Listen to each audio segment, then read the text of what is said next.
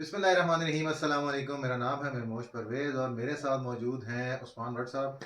तो उस्मान भाई, जो आप तमाम देखने वालों को पता है कि इस वक्त तो नहीं, मगर कुछ अर्सा पहले सऊदी अरब घूम घाम के आए हैं। काफ़ी लंबे टूर पे गए थे, तो हम थोड़ा सा इनसे डिटेल लेते हैं कि किस वीज़ा पे गए थे, आखिर ऐसा क्या था जो इतना लंबा टूर इनका हुआ, और किस मकसद से गए थे, और उस मकसद में कित हद तक कामयाबी हुई या नहीं हुई। तो इस सबसे सारी डिटेल हम लेते हैं इनसे। तो सबसे पहले तो उस्मान भाई, बड़ी मेहरबानी, शुक्रिया, आपने बड़े दिन बाद वक्त निकाला मेरे साथ। नहीं नहीं, बहुत तो बहुत शुक्रिया आपका कि आपने वक्त निकाल लिया कि हम इस वीडियो को जो है बना बस पा मेरे रहे हैं। ख्याल में ये हॉट टॉपिक आजकल, वैसे भी लोग, काफ़ी एग्जैक्टली, हाँ लोग जी, हैं जो कि बिल्कुल। बाहर जाना चाहते हैं, और ख़ास तौर पे जो हमारे मुल्क के हालात हैं इकोनॉमिकल, आपको पता ही है, तो उसमें मेरे ख्याल में बेहतरीन होगा कि हम इस पर थोड़ी सी आपसे डिस्कशन कर लेते हैं। तो सबसे पहले तो चलें, यही इसी स्टार्ट कर लेते हैं कि आप किस वीज़ा पे गए थे, क्योंकि आप मेरे ख्याल में काफ़ी 6-7 महीने उधर ही थे, तो थोड़ा एग्जैक्टली, सा डिटेल मुझे बताएं। बेसिकली सर देखिए, वीज़ा कैटेगरी जैसे डिफरेंट डिफरेंट कंट्रीज में डिफरेंट कैटेगरीज होती हैं। लेकिन एक तो सबसे बड़ा कॉमन होता है विजिट वीज़ा होता है। जैसे दुबई में बड़ा कॉमन है, लोग विजिट वीज़ा पे लोग जाते हैं और फिर उसको कन्वर्ट करवाते हैं, कुछ करते हैं। लेकिन बेसिकली सऊदी अरेबिया में ऐसा कुछ भी नहीं होता। मतलब visit visa is only for the visit, वो हम्म। वहाँ जाके कन्वर्ट नहीं होता। जैसे कि आपका यूएई में हमारी ऑप्शन है, खैर आजकल वो भी एक अलग टॉपिक है, हम उस पर वीडियो बनाएंगे। लेकिन वहाँ पे है कि आप जाके विजिट वीज़ा को कन्वर्ट करवा सकते हो, वहां रहते हुए भी और हम्म। वापस आके भी करवा सकते हो। ठीक है। लेकिन सऊदीया के अंदर आप विजिट वीजा पे कैटेगरी को आप कन्वर्ट नहीं करवा सकते। वो 1 ईयर मल्टीपल वीजा लगता है, उसमें टूरिस्ट वीजा भी है। हम्म। वो आप जाते हो, उसमें 90 डेज आप स्टे कर सकते हो और वापस आपको आना होता है। उसके अलावा उम्रा वीजा तो आपको पता है, सब कॉमन, हम सारे इस्लामिक कंट्रीज को, मुसलमानों को पता ही है कि विजिट वो होता है, उम्रा वीजा होता है, इसमें आप उम्रा कर सकते हैं, लेकिन उसमें हम्म। भी आप पूरे सऊदी अरब घूम सकते हो। बिल्कुल। अब बारी आती है कि मैं किस वीजा पे गया। बेसिकली मैं जिस कैटेगरी में गया, वर्क वीजा था, जिसको बेसिकली नॉर्मल हालात में या नॉर्मली हम लोग यहाँ पे उसको आज़ाद वीज़ा भी कहते हैं। ठीक है। लेकिन इसको आप मजे की बात यह है कि वीज़ा कैटेगरी जरूर है, बट आज़ाद वीज़ा के नाम से या ऐसी चीज ऑफिशियली कुछ भी नहीं है। हम्म। जिसको हम कहते हैं ना, गवर्नमेंट की तरफ से कोई आज़ाद वीज़ा कॉन्सेप्ट या कुछ ऐसा कुछ भी नहीं है। ठीक है। बेसिकली होता यह है कि ये एक ऐसा सेटिंग है।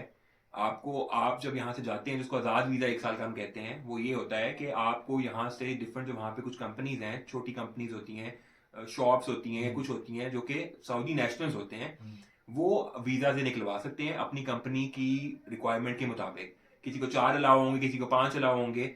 वो आपको आपकी कंपनी का अपना वीज़ा निकाल के देता है। ठीक है। लेकिन आपके साथ जो बीच में जो एजेंट्स होते हैं या जो मिडिल मैन होते हैं, उनका और आपकी सेटिंग ये होती है कि वो ये सारा कुछ बेसिकली आपने उनके पास जाके ना वर्क करना है ठीक है। और ना वो आपको तंग करेंगे। हम्म। वो 1 साल का आपको वर्क परमिट मिल जाएगा कि आप बेसिकली डॉक्यूमेंट्स में और सऊदी गवर्नमेंट के में ये शो होगा कि आप एक XYZ कंपनी के उस पे जा रहे हैं, किसी स्पेसिफिक प्रोफेशन पे जा रहे हैं, और आप उनके साथ काम करेंगे कि एक कॉन्ट्रैक्ट भी बनता है, वो सब कुछ सबमिट होता है और आपका वीजा स्टैंप हो जाता है। हम्म।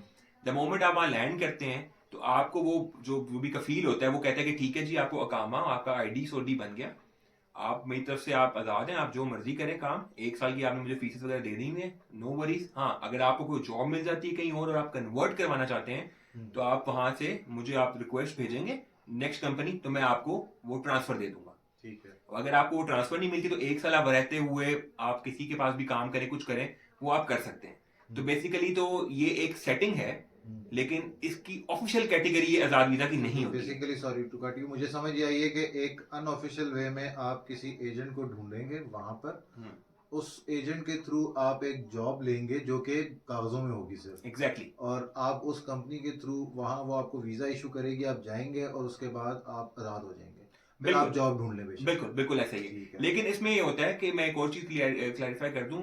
ये मतलब कुछ लोग ऐसा काम कर रहे हैं जो कि सही तरीके से काम कर रहे हैं, हम्म। जो कि मतलब प्रॉपर तौर पे आपसे जो फीसेस लेते हैं, करते हैं, वो उसको आपको वाकई में आजाद डिक्लेयर करने से मेरा मुराद ये है कि आपको हैसल नहीं आती है। हम्म। कई दफा होता ये है, कहीं आप एजेंट्स को पैसे दे देते हैं, या तो आपके वीजा नहीं लगते हैं। हम्म।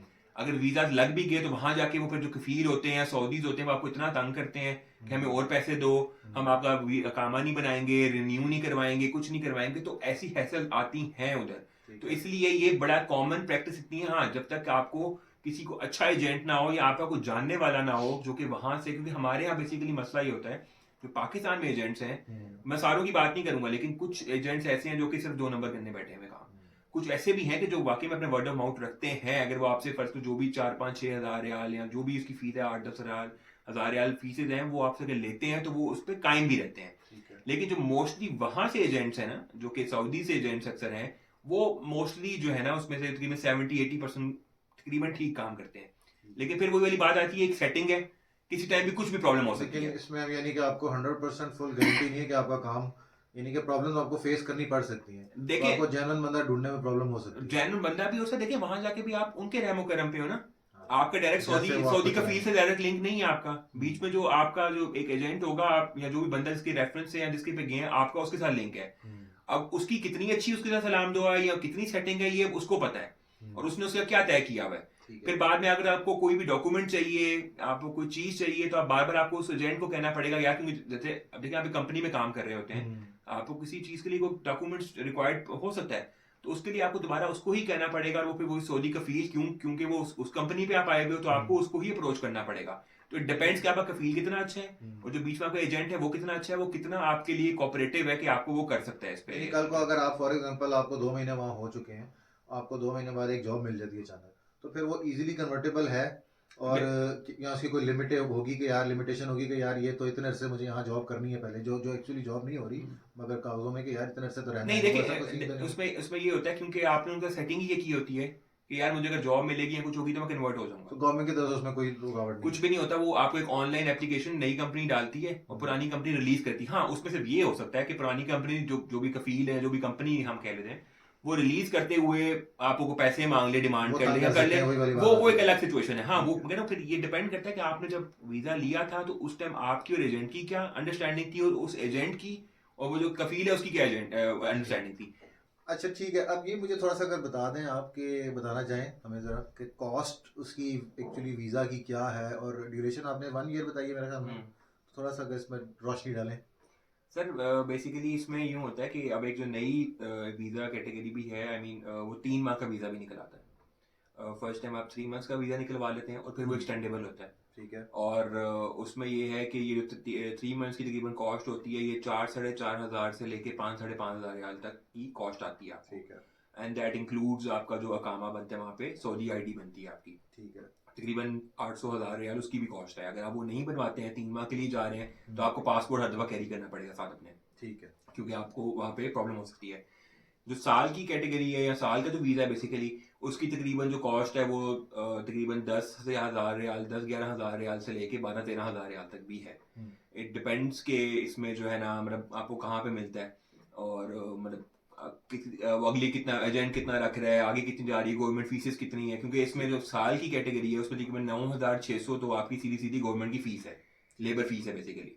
और फिर ऊपर खर्चे वगैरह लगा के मेरे एजेंट ने भी होता है, आपके जो कफील है उसने भी पैसे रखने होते हैं, तो एक आपको तकरीबन 12 हज़ार रियाल, आप समझे 11.5-12 हज़ार रियाल का तो आपको वो इसके वीज़ा मिलता अलावा है। अगर आप जो एजेंट है आपका, आपको वहाँ पे कोई किसी के थ्रू ढूंढना पड़ेगा, या यहाँ पे भी अवेलेबल है और यहाँ से ही आप कोई बंदा सॉलिड ढूंढ देखिए सकते यहाँ हैं, पे ऐसा जेन्युइन? जो कि ट्रैवल एजेंट्स हैं यहाँ पे, या जो ट्रैवल इसका काम करते हैं बेसिकली, वर्क वीज़ा का, ट्रैवल एम्प्लॉयमेंट्स का काम करते हैं, वो यहाँ पे काम कर रहे हैं इस चीज़ का। वो यहाँ वाले जो एजेंट्स होते हैं वो वहाँ के एजेंट्स के साथ ताल्लुक क्योंकि होता है। आपने, मैं इसलिए पूछ रहा हूँ कि आपने भी एक बात की थी कि यहाँ के एजेंट्स थोड़ा सा ज़्यादा चांसेस है डंडी मारने के, क्योंकि सर वहाँ हमारे यहाँ पे दूसरे। आपको क्या 2 नंबरी ज्यादा होती है, आपसे हाँ। पैसे ले लेंगे, आपको सबस बाग दिखा देंगे, आपसे कहेंगे जी आप इतना एडवांस दे दें, बाद में आपका काम नहीं हो रहा, या आपको वो वीजा ही दिला रहे हैं। फिर अच्छा एक और, सॉरी इसमें मैं एक चीज ऐड कर दूं, जो वीजा कैटेगरी है वो बड़ी इंपॉर्टेंट है। पहले ये होता था कि आपको सारों को लेबर लेबल करके लेबर कैटेगरी पे भेज देते थे कि लेबर का वीजा मांगे, कन्वर्ट हो जाएगा। लेकिन उस टाइम भी लोगों को प्रॉब्लम्स आती थी, क्योंकि हमारे जानने वाले से उनको एग्रीकल्चर का वीजा मिल गया, और वहाँ ठीक है। सऊदीया में एग्रीकल्चर का वीजा किसी और प्रोफेशन में कन्वर्ट ही नहीं होता था। मतलब ठीक है। एग्रीकल्चर के अंदर ही कन्वर्ट होगा। हम्म। तो आपकी कहीं जॉब अगर अच्छी लग भी गई है तो वो आप वो कंपनी ट्रांसफर ही नहीं ले तो पाएगी। सिर्फ आपको वहाँ तक तो स्पेसिफिक अब है। ये हो गया हुआ है कि अब आपकी जो डिग्री की बेसिस पे आपको, आप आपने जो भी किया हुआ है, एमबीए किया हुआ है, आपने इंजीनियरिंग की हुई है, उसकी बेसिस पे ही आपको वीजा मिलता है। ठीक है। और वो देखते हुए, और जैसे अगर इंजीनियरिंग के लिए इंजीनियरिंग काउंसिल है वहाँ पे, सऊदी इंजीनियरिंग काउंसिल है, उसमें भी आपको वहाँ से उनकी मेंबरशिप या उनका सर्टिफिकेट लेना पड़ता है कि आप वहाँ पे रजिस्टर हो जाते हैं। तो एक ये बड़ा बहुत इंपॉर्टेंट है कि हमारे लोगों को पता नहीं होता, लोगों को वो फजूल का ड्राइवर का वीजा निकाल के दे देंगे या कर देंगे, कल को वो जाके आपको प्रॉब्लम हो सकती है, क्योंकि आप अगर किसी और प्रोफेशन में काम कर रहे हैं तो कई दफा ट्रांसफर हो भी जाता है कंपनीज में, लेकिन कई दफा आपको प्रॉब्लम्स भी आ जाती हैं। तो एक ये बहुत बड़ा मसला है कि हमें ये चीज़ देखने की बड़ी ज़रूरत है। ठीक है। अच्छा, क्वेश्चंस मेरे बहुत सारे मुझे ज़हन में आ रहे हैं, लेकिन मेरे ख्याल में इसको हम कंटिन्यू करेंगे। मैं आपसे नेक्स्ट वीडियो में इंशाल्लाह पूछूंगा आपसे, अगर आपको जॉब के लिए क्या क्या रिक्वायरमेंट्स हैं। मेरे ख्याल में डॉक्यूमेंट्स और ये सब चीज़ें मेरे माइंड में आ रही हैं, बट ये ज़्यादा प्रोलॉन्ग हो जाएगा, तो मेरे ख्याल में नेक्स्ट में इसको करते हैं, इसको यहाँ पे हम ख़त्म करते हैं।